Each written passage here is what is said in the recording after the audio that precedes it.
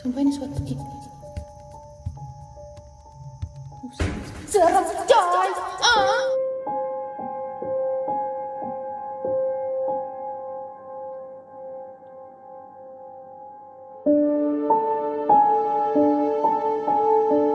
Villa Putih, lereng Gunung Merapi, tempat peristirahatan mereka yang telah tiada.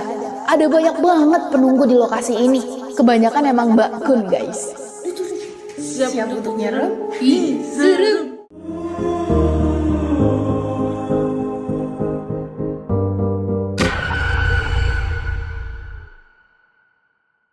Di sini gue murni menceritakan apa yang gue rasain sebagai orang yang sudah terbiasa dengan keberadaan mereka.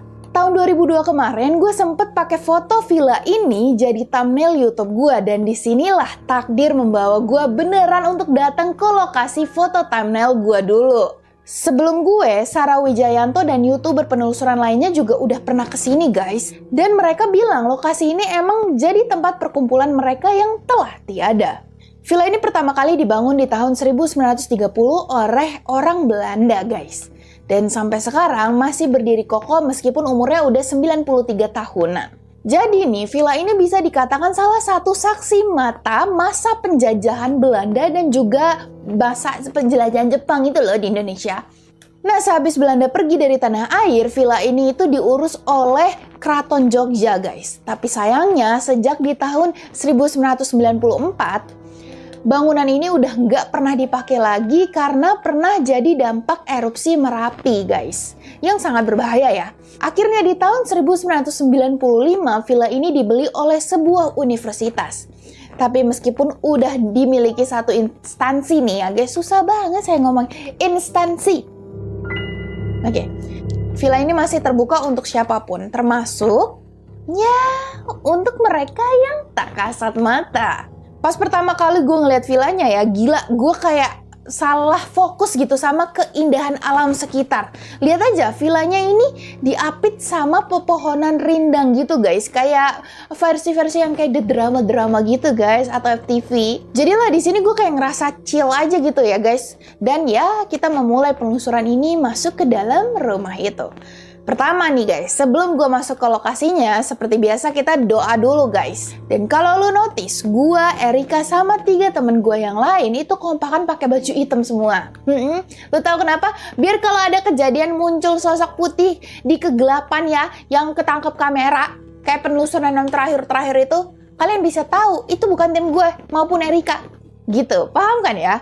Lanjut, sehabis doa kita mulai penelusuran ini. Ini dia close up villanya guys. Di sini gua itu berdua masuk sama tim gua satu lagi guys. Pertama-tama mereka semua pada nunggu di luar guys. Sumpah merinding sih. Nah di sini tuh bisa lihat ya, warna dinding putih ini tuh nyaru sama coretan-coretan pilok seorang orang yang nggak bertanggung jawab nih guys. Bagian atapnya juga udah pada jebol. Ntar di dalam gue tunjukin deh kondisi detailnya kayak gimana. Baru aja gue masuk nih, Erika tiba-tiba ngomong begini dong. Apa? Yang berani masuk ke kamar mandi di dalam 10 menit gue kasih 100.000. Apa nih? Belum nemu kamar mandinya kok udah ditantangin guys. Mau? Lu berani nggak? Lu kalau ngasih tantangan lu juga harus berani. Gue jadi makin kepo coy, kenapa Erika nantangin kayak begini? Akhirnya gue pun beraniin diri untuk masuk duluan tanpa Erika dan tim yang lain nih. Nah masuknya ini kita tuh sebenarnya ngelewatin jendela guys, karena pintunya itu udah dipaku permanen. Begitu masuk, gue diperintahkan Erika untuk langsung belok ke kiri ke arah ruang tengah gitu guys.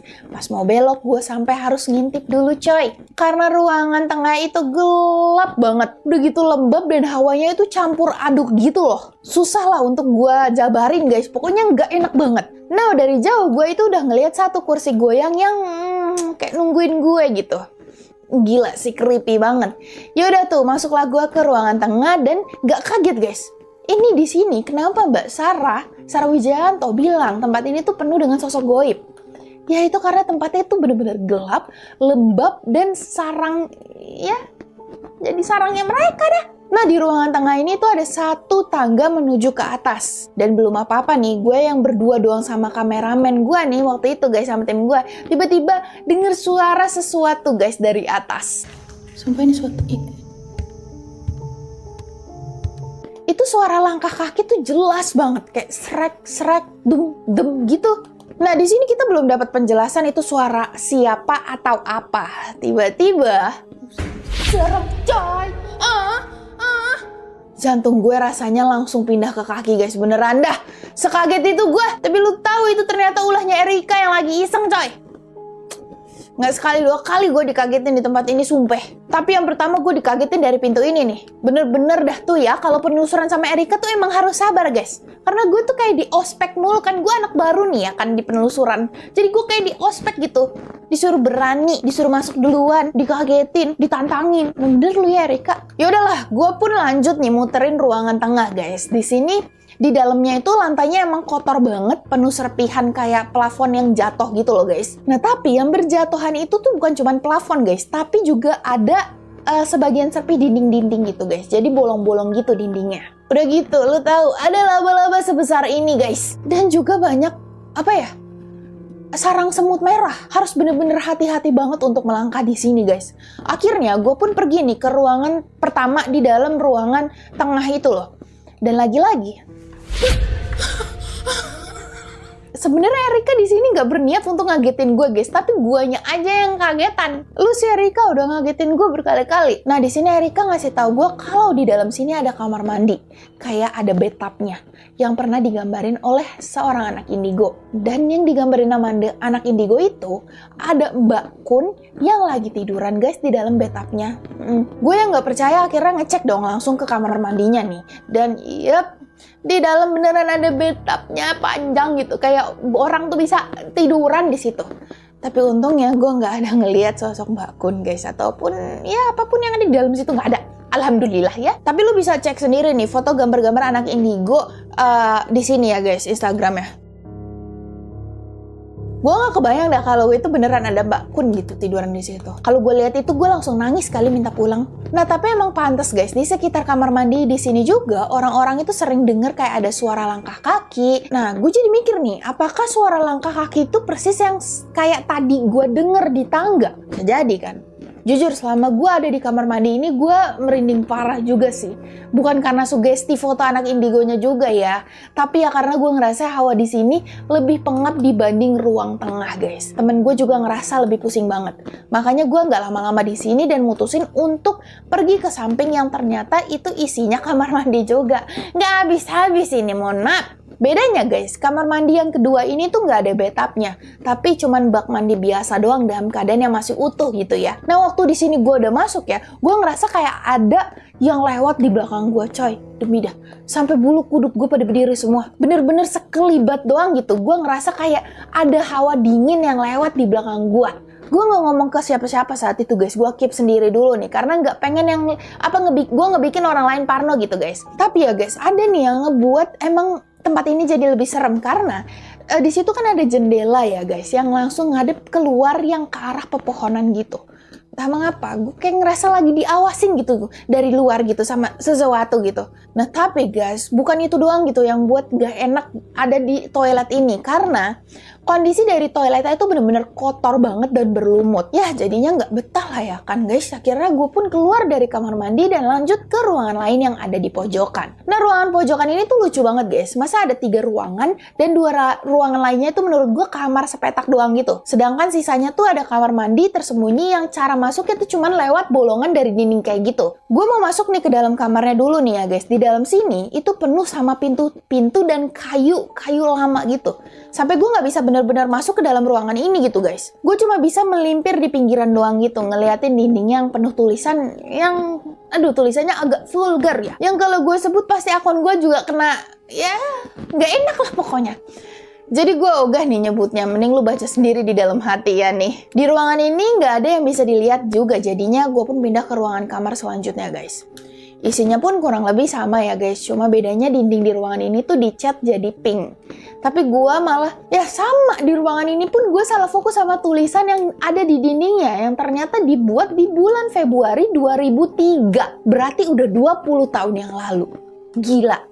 Andaikan yang nulis ini umurnya 20 tahun ya guys saat itu, sekarang berarti dia umurnya udah 40 tahun coy, gila gak tuh? Gue waktu itu juga masih umurnya 4 tahun. Seru ini merhatiin jejak-jejak yang orang tinggalin di tempat terbengkalai begini ya guys. Nah setelah puas nih, gue akhirnya balik ke ruang tengah karena mau naik ke lantai atas guys. Tapi gue sama Erika ini tiba-tiba kicep gitu. Nggak jadi naik karena kita tuh denger suara langkah kaki dari atas. Kenapa? Suara langkah kaki. Coba yang di ke atas coba. Iya dari tadi itu gue dengar. Nah gue ini di sini cuman bisa diem doang, sedangkan Erika masih berani nih teriak ke atas kayak, "Woi, siapa?" Siapa? Kayak gitu deh. Sumpah gue justru malah takut guys kalau ada apa ya?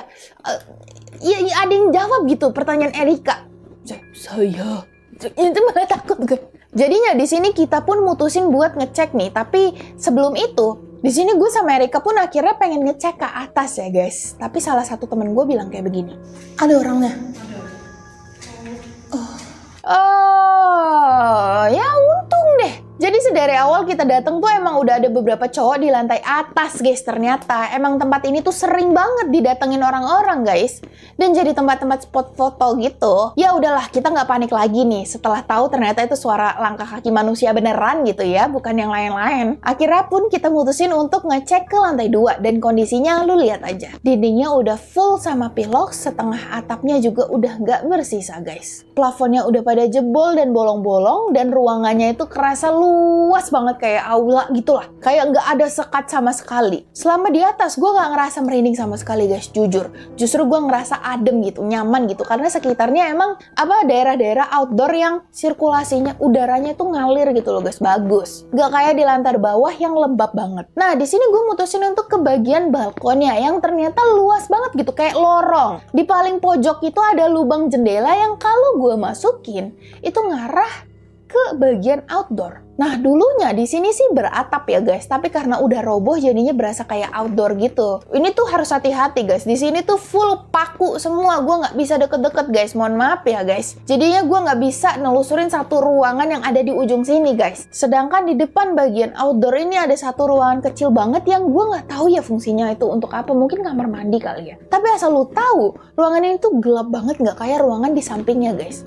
Akhirnya gue malah melimpir ke pojok-pojok buat ngeliatin satu persatu view dari lubang jendela nih. Dan ternyata kayak begini. Semuanya itu udah pada full tanaman liar yang tinggi-tinggi gitu guys. Mungkin dulunya waktu villa ini masih berfungsi, bagian bawah itu ada taman gitu kali ya. Terus di sampingnya itu ada bangunan villa yang lebih kecil daripada itu. Kebayangkan seberapa megahnya villa ini dulu. Nah sayangnya sekarang justru malah dihuni sama mereka yang udah nggak ada guys. Nah di sini gue pun balik nih ke balkon untuk ngeliatin pemandangan guys. Tapi lihat nih guys, kemanapun gue bergerak, Erika pasti ngintipin gue mulu. Akhirnya kita nyempetin narsis dulu sebentar di sini ya guys. Foto-foto cekrek.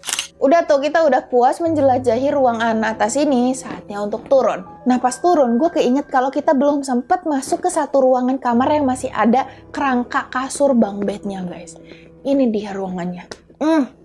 Gelap, lembab. Hawanya dingin, sumpah dinginnya tuh beda banget daripada yang di depan itu. Berasa kalau ruangannya itu rame gitu. Ternyata lagi-lagi emang menurut gambaran orang indigo itu di kasur ini emang sering dijadiin tempat pengumpulan para kunti guys. Lu lihat lubang yang ada di atasnya, itu kunti-kunti biasanya julurin kaki mereka dari situ.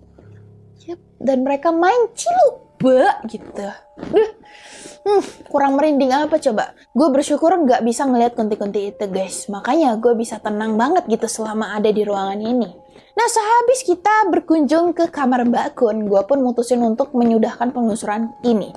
Villa Putih ini memang beneran tempat peristirahatan mereka yang telah tiada. Gue justru lah yang bertamu ke tempat mereka guys.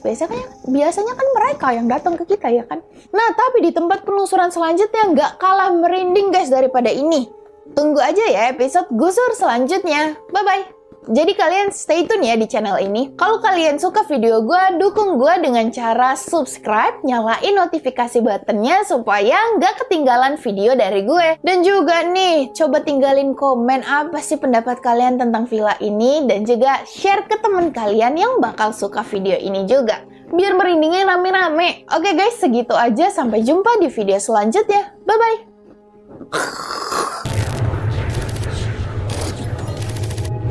Subscribe dan nyalain notifikasi buat dapetin konten horor lainnya. Juga like and share video ini ke teman kalian yang bukan penakut. Cek TikTok dan IG gue di sini ya. Nggak merinding, nggak seru.